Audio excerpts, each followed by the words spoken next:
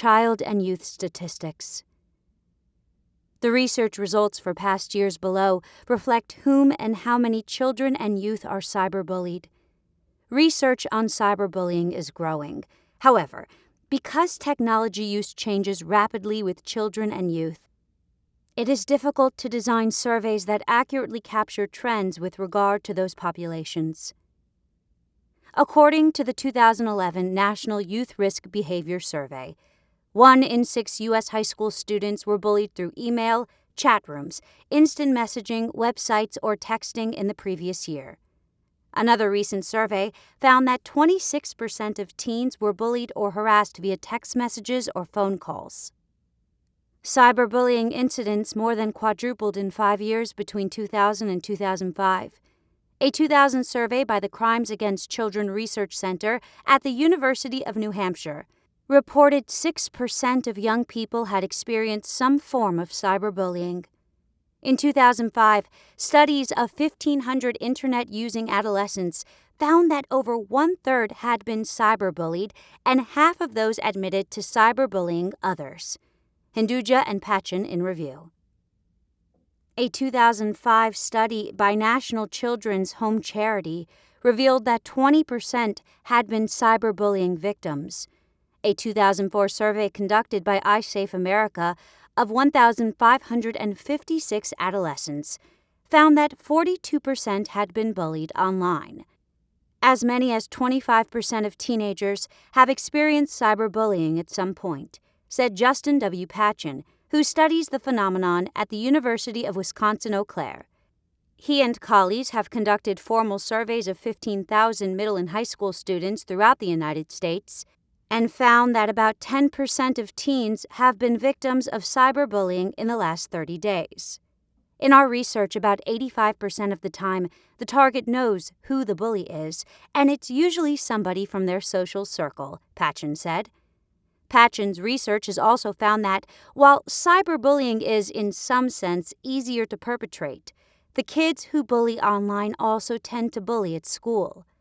Technology is not necessarily creating a whole new class of bullies, he said. 55% did not know who had cyberbullied them. About 1 in every 3 children between the ages of 12 and 17 years and 1 in every 6 kids, ages 6 to 11 years, are victims of cyberbullying, according to a national poll. And officials say the mean, threatening, or embarrassing internet missives are not only anonymous, but they are becoming more prevalent in today's digital age.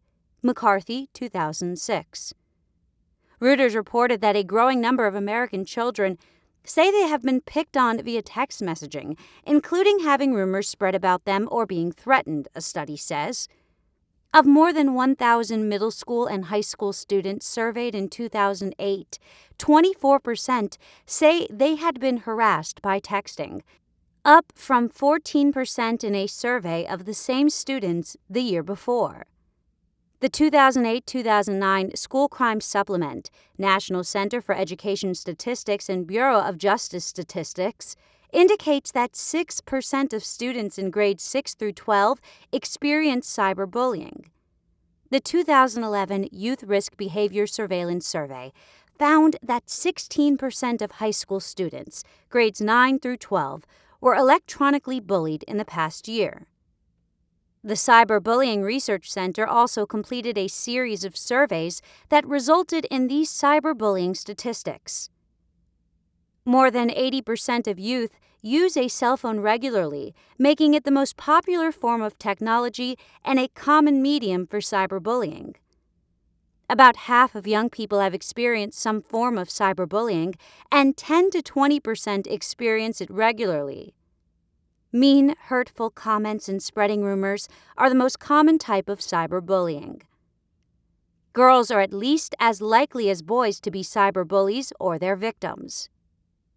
Boys are more likely to be threatened by cyberbullies than girls. Cyberbullying affects all races. Cyberbullying victims are more likely to have low self-esteem and to consider suicide. Hinduja and Pachin, 2013. During childhood and adolescence, many behavioral choices are influenced and conditioned by the role of major socializing agents, including friends, family, and adults at school. The purpose of this study was to determine the extent to which peers, parents, and educators influence the cyberbullying behaviors of adolescents. To explore this question, data were analyzed from a random sample of approximately 4,400 6th through 12th grade students, 49% female, 63% non-white, from 33 schools in one large school district in the southern United States. Results indicate that cyberbullying offending is associated with perceptions of peers behaving similarly and the likelihood of sanction by adults. Specifically, youth who believed that many of their friends were involved in bullying and cyberbullying were themselves more likely to report cyberbullying behaviors. At the same time, respondents who believed that the adults in their life would punish them for cyberbullying were less likely to participate.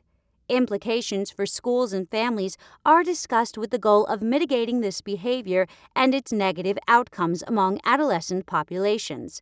Hinduja and Pachin, 2013. Despite the potential damage of cyberbullying, it is alarmingly common among children and youth. It is rare that an online bully will be a total stranger. According to cyberbullying statistics from the iSafe Foundation, more than half of adolescents and teens have been bullied online, and about the same number have engaged in cyberbullying. More than 1 in 3 young people have experienced cyber threats online. More than 25% of adolescents and teens have been bullied repeatedly through their cell phones or the internet.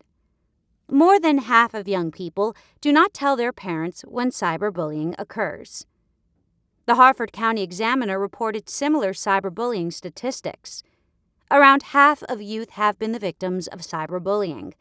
Only 1 in 10 youth tells a parent if they have been a cyberbully victim. Fewer than 1 in 5 cyberbullying incidents are reported to law enforcement. 1 in 10 youth have had embarrassing or damaging pictures taken of themselves without their permission, often using cell phone cameras. About 1 in 5 youth have posted or sent sexually suggestive or nude pictures of themselves to others. Girls are somewhat more likely than boys to be involved in cyberbullying. Cell phones and computers themselves are not to blame for cyberbullying. Social media sites can be used for positive activities like connecting with friends and family, with school and work, and for entertainment. But these tools can also be used to hurt other people.